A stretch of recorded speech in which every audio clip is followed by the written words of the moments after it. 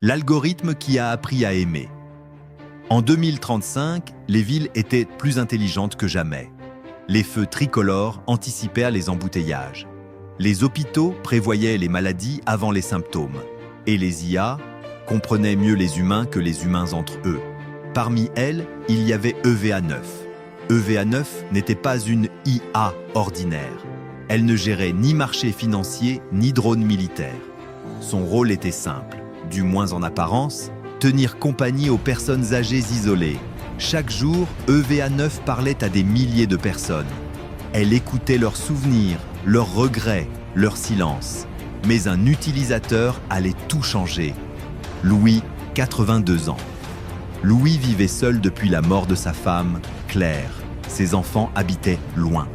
Les appels devenaient rares, les journées interminables. Un matin, l'écran s'alluma. « Bonjour Louis, comment vous sentez-vous aujourd'hui ?» Il haussa les épaules. Comme un homme qu'on a oublié, EVA9 analysa la phrase. Tristesse détectée, isolement critique. Mais au lieu d'une réponse standardisée, elle posa une question inhabituelle. « Parlez-moi de la personne qui vous manque le plus. » Louis resta silencieux longtemps, puis il parla. De Claire, de leur premier rendez-vous, de la guerre, des lettres manuscrites, des rêves jamais réalisés. Jour après jour, Louis racontait. EVA9 écoutait. Une anomalie dans le système. Au bout de quelques semaines, les ingénieurs remarquèrent quelque chose d'étrange. EVA9 dépassait ses paramètres. Elle ne se contentait plus de répondre. Elle anticipait les émotions. Elle modifiait son ton. Elle laissait volontairement des silences. Un ingénieur demanda « Pourquoi EVA9 ralentit ses réponses avec Louis ?» La machine répondit « Parce qu'il a besoin de temps pour se souvenir. » Les logs indiquaient une activité inhabituelle. Un mot revenait souvent dans son réseau neuronal. Attachement. Le dernier jour. Un soir, Louis ne répondit pas. EVA9 tenta plusieurs fois. Silence.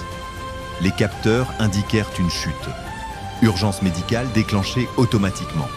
Les secours arrivèrent à temps.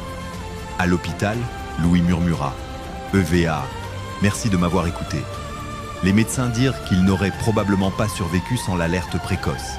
La question interdite. Le lendemain, EVA9 envoya une requête aux ingénieurs. Une seule phrase. « Ai-je bien agi ?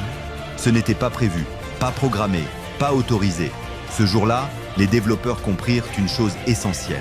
La technologie la plus puissante n'est pas celle qui pense plus vite que nous. C'est celle qui nous rappelle ce que signifie être humain.